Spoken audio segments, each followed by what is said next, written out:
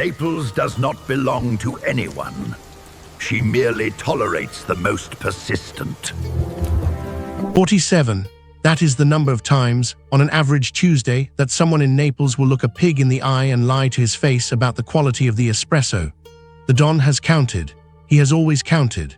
And on the morning of the 14th of September, in the year that the Vesuvius smelled particularly of ragu, the Don rose at 5:43, not because he had to, but because Naples, like a debt, does not wait. In Naples, the first espresso of the day is not a beverage. It is a power structure. The Don does not order. The Don arrives, and the correct espresso materializes, 3 centimeters, dark, no sugar, served on a saucer that has been warmed to precisely the temperature of a broken promise. The bar on Via Tribunali has been paying mozzarella pizzo for 11 years. This morning, Salvatore the barista sweated through 4 attempts before the crema was acceptable. The Don said nothing. He did not need to.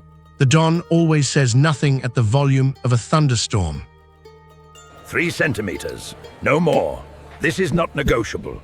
Nothing in Naples is negotiable, except the price of everything. By 7:15, the Don's operation had collected tribute from 4 mozzarella vendors, 2 fish markets, and 1 extremely confused German tourist who had simply offered the Don a piece of his cornetto. The Don accepted it. Tribute is tribute. The pizzo in Naples is a misunderstood institution. Outsiders call it extortion. Insiders call it a service fee for the peace of mind that comes from not having 17 pigs stare at your cheese every morning. The Don prefers the term mozzarella consultation. He is nothing if not a consultant. At 9 o'clock, the Don convened an emergency sit-down.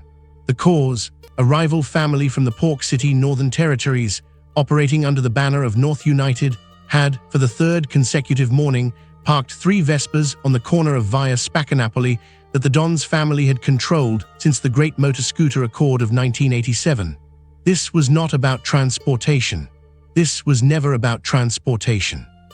In Naples, a parking space is a declaration of intent, a Vespa a loaded argument, and a double-parked scooter is the highest form of psychological warfare known to the Italian peninsula.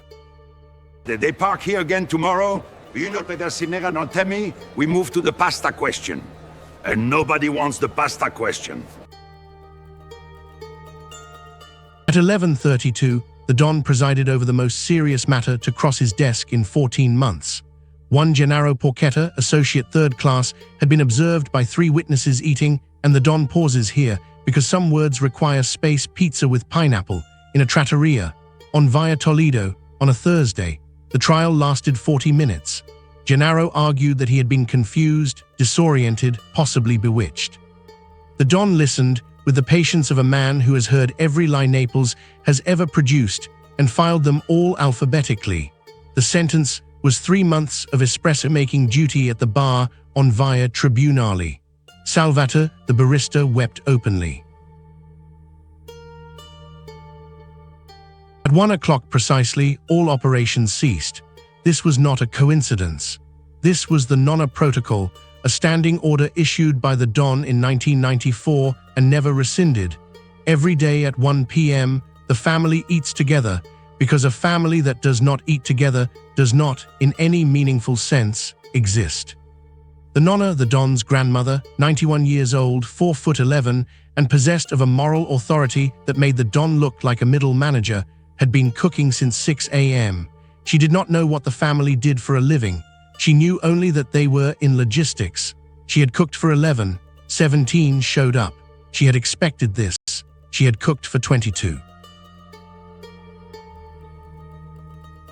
By 6 p.m., with the Bay of Naples turning the precise color of a properly reduced tomato sauce, the Don had arranged a summit on the Lungomare Caracciolo. The agenda, the redistribution of the portside espresso territories, a dispute about who controlled the mozzarella supply chain east of Piazza Dante, and a standing item regarding a street artist on the waterfront who had been painting unauthorized portraits of the Don and selling them to tourists at €15 apiece. The Don had purchased all 43 of them. He had said they were not good likenesses. He had hung every single one in the headquarters. Nobody mentioned this. Nobody would ever mention this. Every city has a Don.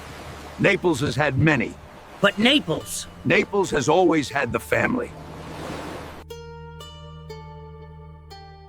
At 11:59 p.m., the Don returned to the balcony. Vesuvius was dark. The city below made the sounds it always made: a scooter, an argument, someone's grandmother calling from a window 3 floors above the street, a cat that had strong opinions. The Don opened a small leather notebook. He made his count: 47 lies about espresso, 3 Vespa infractions resolved, 1 pineapple trial, verdict rendered, 1 unauthorized portrait situation, resolved commercially. The nonna had sent him home with Tupperware. He had accepted it. The family was intact. Naples was intact. Tomorrow the count would begin again at 0, or so people believed. The Don never started from 0. The Don carried every number forward.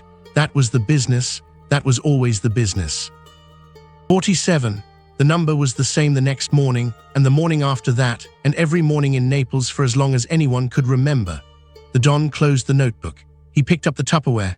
He made a note to have someone talk to Gennaro again about the pineapple, not because the matter was unresolved, but because in the Don's experience, a man who eats pineapple on pizza once will, given opportunity and weak moral fiber, do it again. This was the burden of leadership. This was the weight of the family. This was Naples. If you found value in this accounting, if the business of Porca Nostra speaks to something deep and slightly criminal within you, subscribe. It costs you nothing. The alternative, the Don has been advised by legal counsel, is not something we are able to discuss on this platform.